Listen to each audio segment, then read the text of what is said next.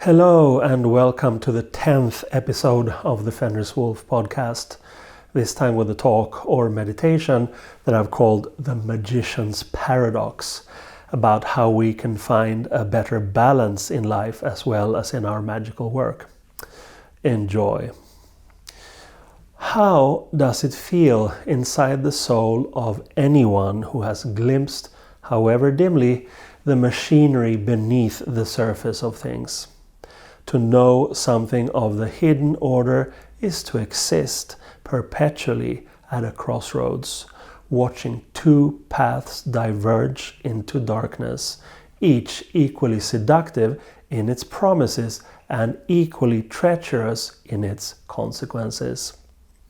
One path leads inward toward the fortress of the self, where we might tend our own flame with meticulous care, preserving the precious oil of our vital energies.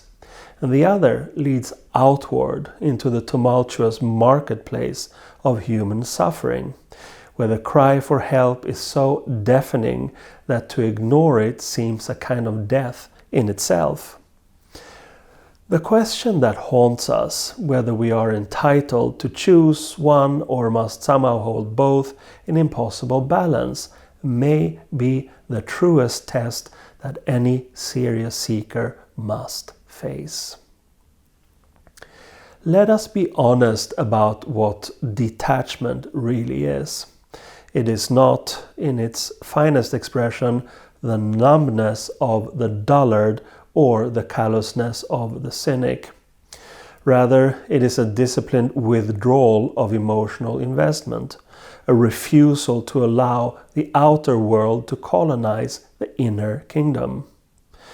The esoteric student understands, or believes she understands, that energy is the supreme currency. Every emotion, every sympathetic vibration, every moment of identification with the suffering of others draws from a finite well. To squander this energy on situations beyond one's influence is quite literally to diminish the possibility of one's own growth and transformation. This is not selfishness disguised as some kind of spirituality. It is a hard economic fact about consciousness itself.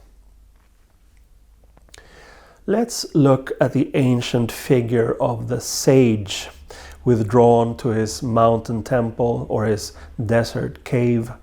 We usually honor such figures. We speak of them with reverence because they seem to embody a kind of purity, a freedom from the contamination of worldly entanglement. The sage does not soil his hands with politics or social reform. He does not dissipate his energies railing against injustice or organizing resistance. Instead, he polishes the mirror of his consciousness until it reflects the Absolute itself. His mere presence, we are told, radiates a kind of benediction. Others are elevated simply by proximity to his purified state. This is the promise held out to the one who chooses detachment, that doing nothing in the conventional sense is actually the highest form of doing. Yet there is something almost too convenient about this doctrine. It absolves us of a burden while flattering our sense of superiority. Yes, I do nothing about the suffering of the world, but this is because I am engaged in something far more important, my own spiritual development. I am training to become a transmission point for transcendent energies. Meanwhile, the world continues to burn, and we tell ourselves that this is as it should be, that the fire serves a purpose we are too small to comprehend. But what if we are mistaken? What if this detachment is not the discipline of the sage, but the anesthesia of the coward? What if the flattery of our own spiritual importance is precisely the trap laid by an ego, still bloated with self-regard, merely wearing different clothes? And this is where the matter becomes genuinely difficult. For the opposite extreme, the belief that we must care passionately about everything, must throw ourselves into every struggle, must personally shoulder the responsibility for the world's woes. This, too, is a kind of intoxication. It is a grandiosity of another sort. It assumes that our individual actions matter in a calculable way, and that our outrage is justified and necessary, and that the world is waiting for our intervention. But history suggests otherwise. The revolutionary who believes he is history's instrument discovers, often too late, that history has its own agenda. The reformer who knows exactly what the world needs to become discovers that the world has other plans entirely. There is a story of a ruler in ancient times who decided that he would improve his kingdom by imposing perfect justice. He consulted the wisest advisors, designed laws of irreproachable logic, and implemented his vision with determination. The result was not paradise, but confusion and suffering of a different species than before.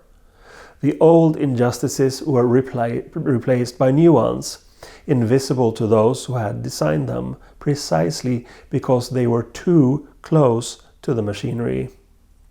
The ruler learned, perhaps, that playing with the deep structures of human society is rather like moving boulders in a stream. The water always finds new channels, often more destructive than before. This is the butterfly effect, to use the modern phrase for an ancient wisdom.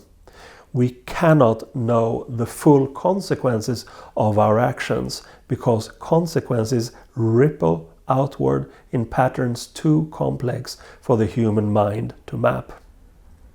The kind philanthropist who establishes a charity in a distant land, intending to help the poor, may inadvertently undermine the local economy or create new dependencies.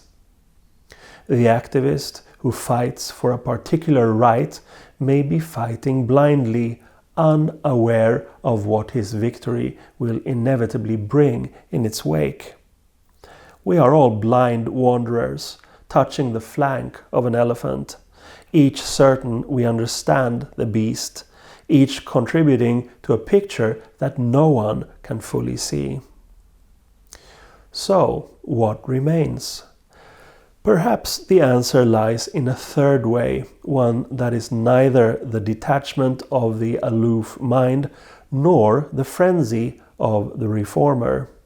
Perhaps it lies in what we might call compassionate restraint, or a loving non-interference, a paradox that only becomes intelligible when we shift our understanding of what change really is.